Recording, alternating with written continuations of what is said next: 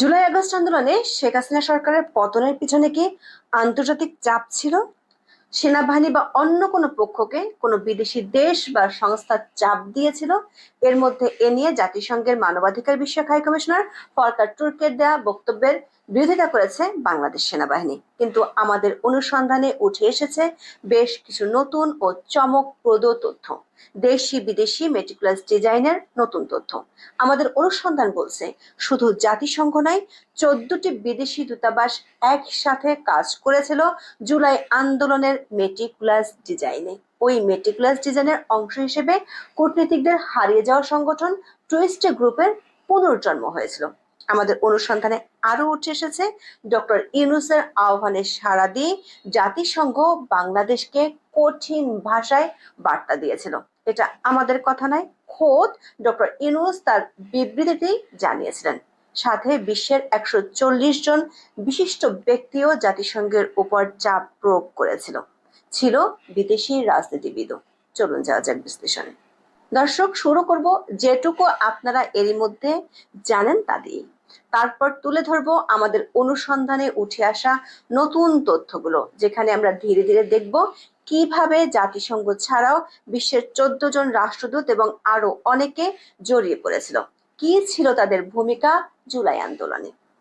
Falkirk Turk, জাতিসংঘের মানবাধিকার বিষয়ক হাই কমিশনার, ইতিমধ্যে তার একটি বক্তব্য বাংলাদেশে বেশ সাড়া ফেলে দিয়েছে, কারণ বিবিসির হাটটক অনুষ্ঠানে তিনি একটি তথ্য বোমা ফাটিয়েছিলেন।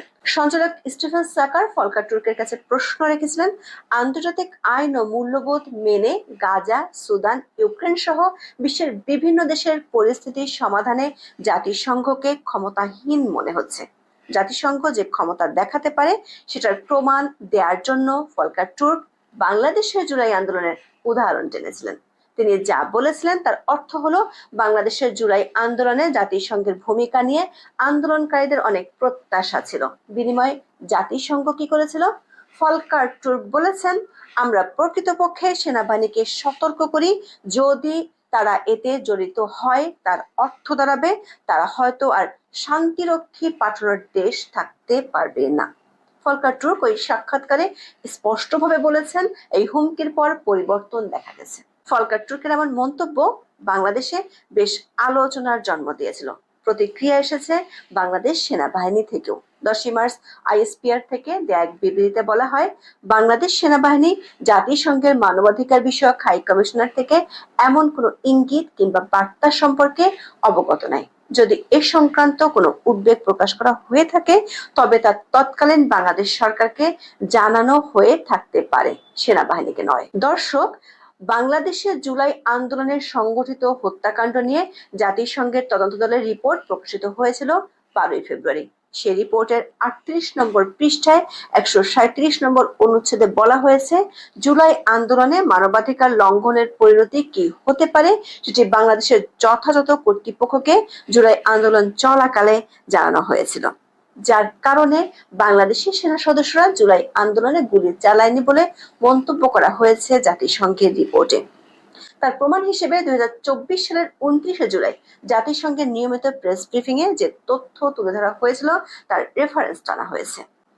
দর্শক, জুলাই আন্দোলনে কি শুধু জাতিসংঘ চাপ প্রয়োগ করেছিল, নাকি আরো বিদেশি শক্তি আছে যারা জুলাই আন্দোলন ইস্যুতে তখনকার আওয়ামী লীগ সরকারের উপর চাপ প্রয়োগ করেছিল? সেই আন্দোলনে আওয়ামী লীগের শাসনের পতনের পিছনে আন্তর্জাতিক চাপ থাকা না থাকার প্রশ্নে এরই মধ্যে নানা আলোচনা হয়েছে বাংলাদেশের রাজনীতিতে। আমরা বিষয়টি নিয়ে অনুসন্ধান চালিয়েছি। আমাদের অনুসন্ধানে বেশ কিছু নতুন তথ্য উঠে এসেছে। আমাদের অনুসন্ধান বলছে জাতিসংঘ ছাড়াও আরো অনেক বিদেশি শক্তি আছে যারা মেটিকুলাস ডিজাইনে কাজ করেছে। তারও আগে গুরুত্বপূর্ণ তথ্য হলো ডক্টর ইউনূসের সাথে জাতিসংঘের সম্পর্ক।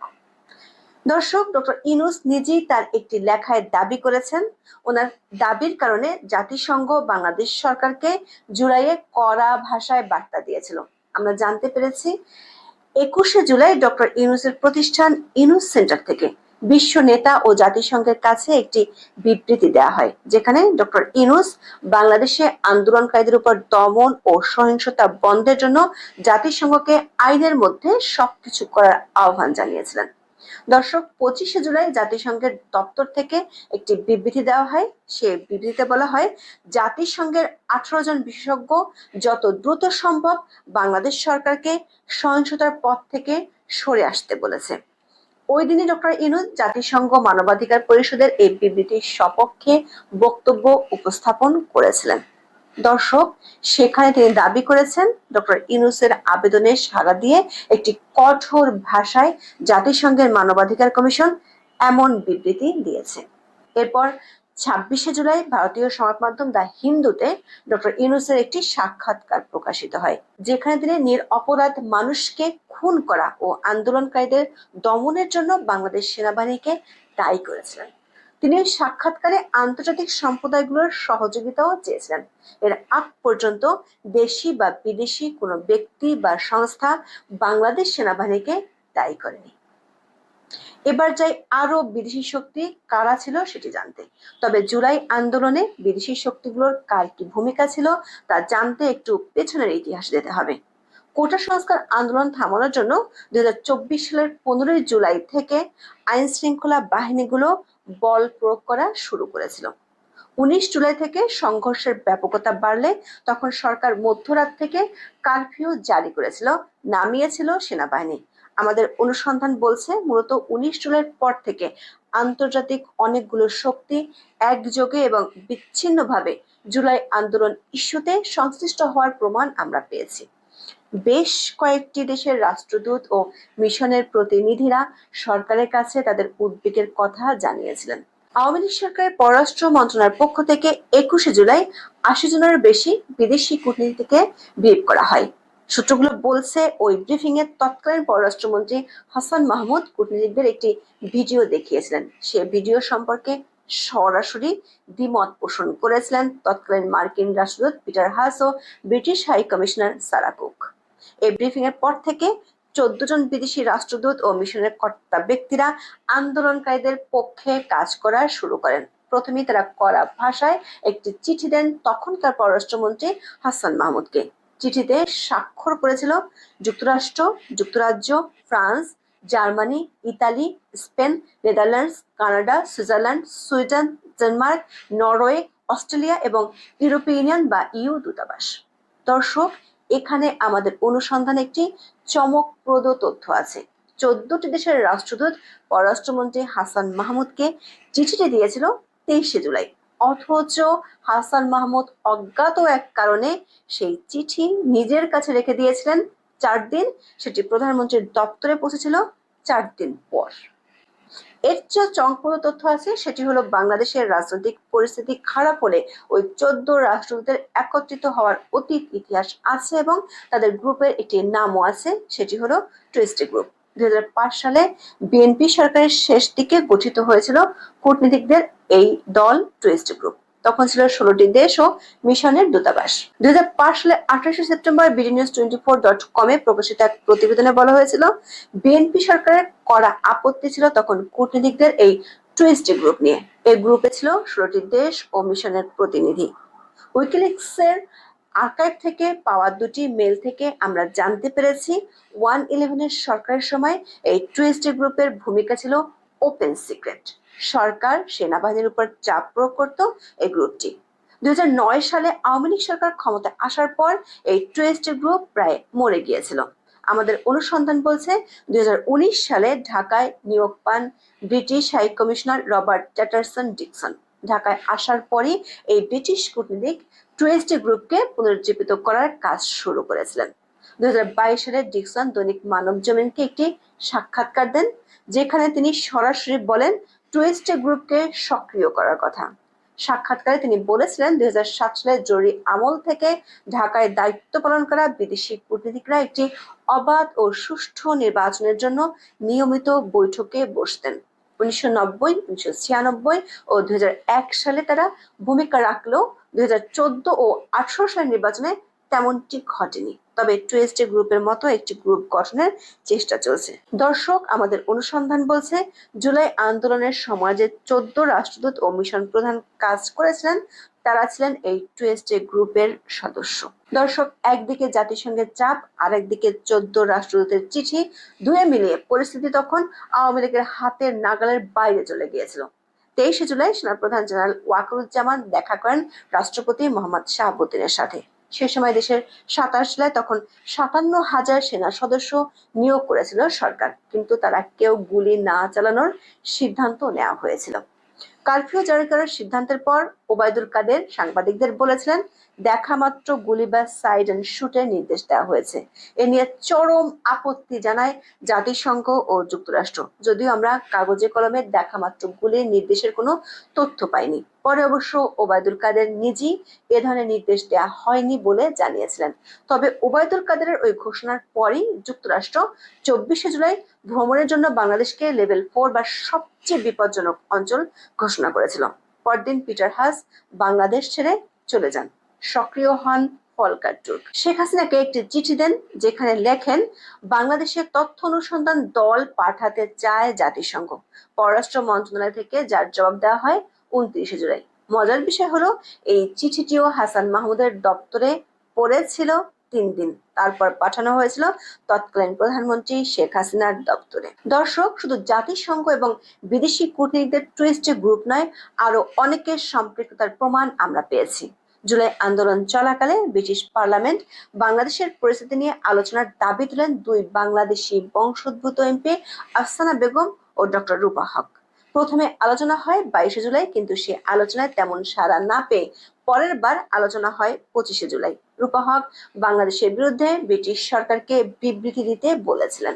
25শে জুলাই বিশ্বের 150 বিশিষ্টজন জাতিসংঘের মানবাধিকার কমিশনের প্রধান ভলকার তুর্ককে বাংলাদেশের পরিস্থিতিতে পদক্ষেপ নিতে চিঠি দেন।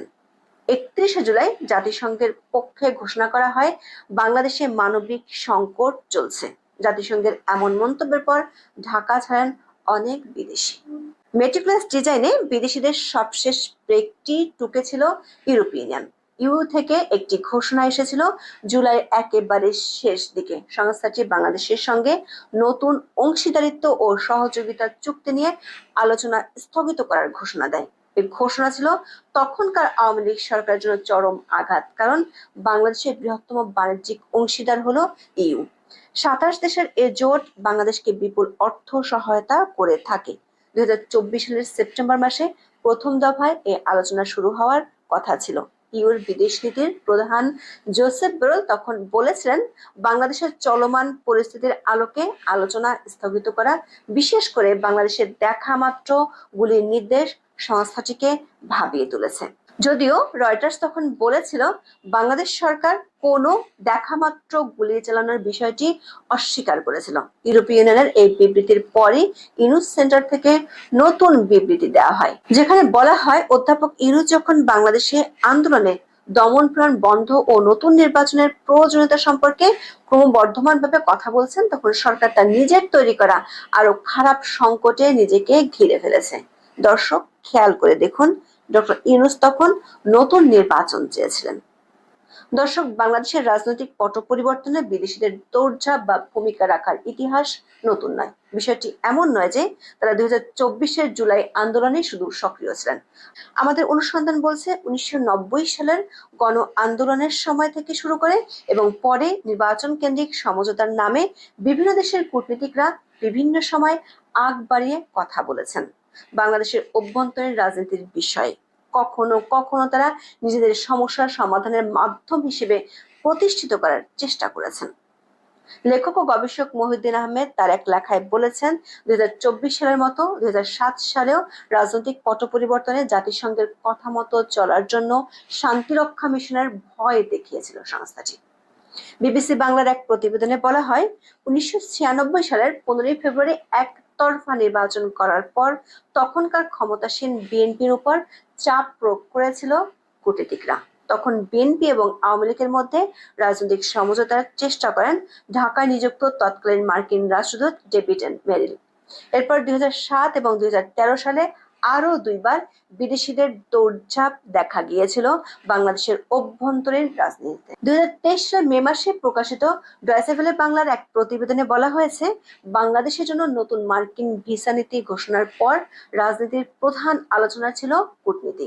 তখন রাজনৈতিক দলগুলো দেশের পরবর্তী কূটনৈতিক পদক্ষেপ সম্পর্কে যেমন কৌতূহলী ছিলেন, তেমনি দূতাবাসগুলো এর প্রভাব সম্পর্কে জানতে আগ্রহী ছিলেন।